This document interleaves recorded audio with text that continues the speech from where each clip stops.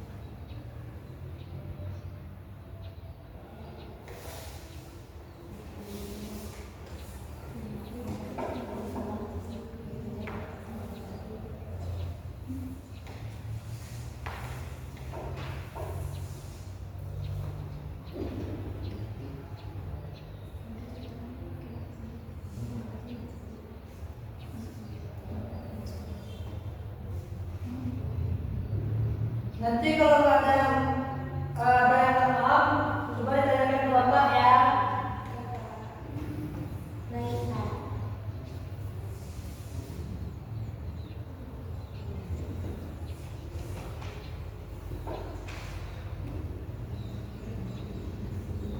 Waktu kita ada sekitar 5 menit, jadi kita tinggal 3 menit lagi untuk mengerjakannya.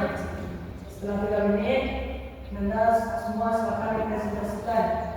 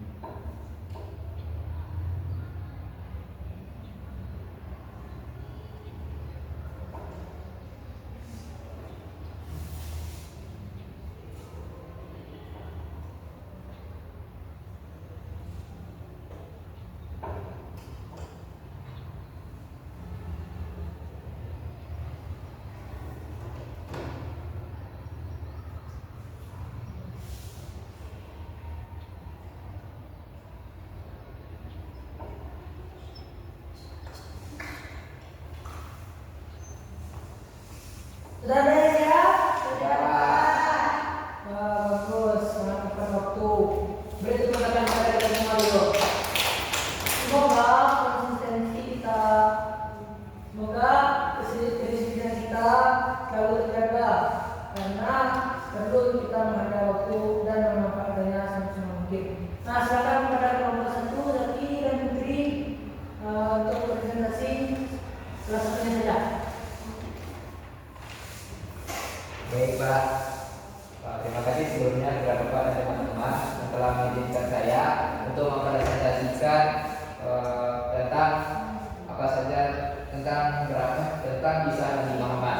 Yang mana dari teks ini kami dapat menyimpulkan itu berkaitan dengan kisah Nabi Muhammad. Nabi Muhammad itu merupakan Nabi terakhir yang mana lahir di Mekah pada tahun 570 Masehi. Yang mana beliau ini dikenal jujur dan mendapatkan julukan Al-Amin, yaitu orang yang dapat dipercayai, Pak, teman-teman.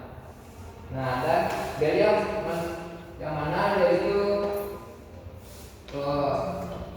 pada usia 25 tahun beliau menikah dengan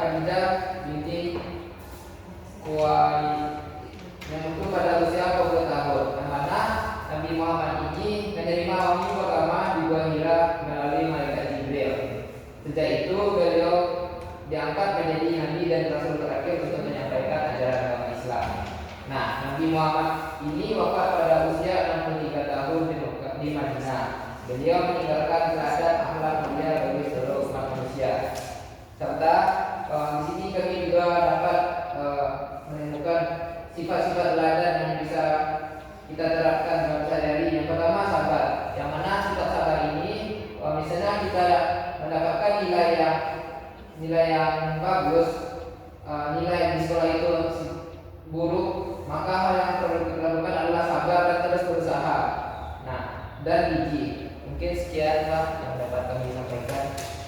Jadi pertanyaan lagi, tadi silakan dari dulu. Nah, Bapak mau tanya nih, coba Putri, kapan Nabi Muhammad itu dilahirkan?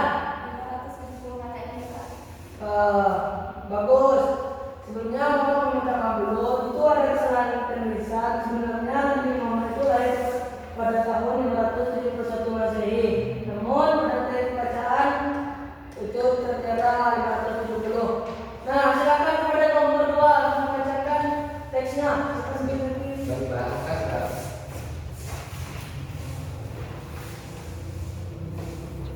Assalamualaikum warahmatullahi wabarakatuh. Waalaikumsalam warahmatullahi wabarakatuh. Kami kelompok 2 Perpustakaan Nabi Musa akan mempresentasikan hasil diskusi kami. Karena itu jelaskan kesimpulan dengan bahasa sendiri apa tulisan Nabi dalam teks. Kesimpulannya, Nabi Musa alaihissalam lahir di Mesir saat Raja Fir'aun berkuasa dan menindas Bani Israel. Karena takut dibunuh, ibunya menghamilkan di Sungai Nil, dan Nabi Musa ditemukan diadopsi oleh keluarga Fir'aun.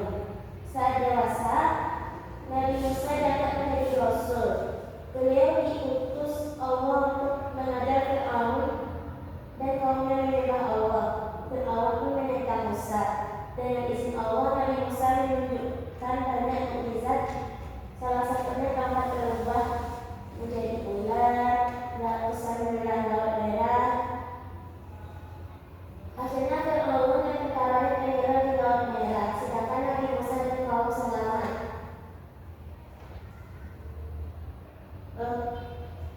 Yang kedua, siapa nama orang kisah Nabi teks yang di atas, itu kisah Nabi Musa, karena orangnya Musa. Yang ketiga, bagaimana kita dapat meneladani sifat Nabi? Yang pertama, keberanian menegakkan keagamaan. Nah, di sana Nabi Musa menyuruh Fir'aun untuk menyembah Allah. Yang kedua, ketaatan bertawakal kepada Allah. Nabi Musa taat kepada Allah. Yang ketiga, kesabaran.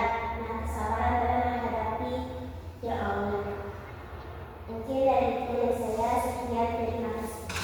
Ya, mereka. Ya, bagus. Nah, coba kalau Bapak mau tanya, Cersa, apa sih keteladanan yang Cersa simpulin, yang bisa Cersa simpulkan dari teks bacaan tadi? Keterangan yang bisa kita ambil yaitu keberanian Nabi Musa dalam melawan Raja Fir'aun. Yang kedua itu ketakwaannya terhadap Tuhan Yang Maha Esa. Yang ketiga itu kesabarannya dalam menghadapi segala tantangan, baik itu dari dalam maupun dari luar, Pak.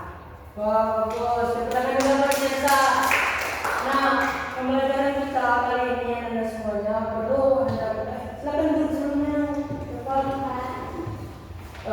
Perlu kita ketahui bahwa sifat-sifat dari Rasul kita itu memiliki ciri khas masing-masing, yang mana perlu kita semua bisa meneladaninya di kehidupan sehari-hari.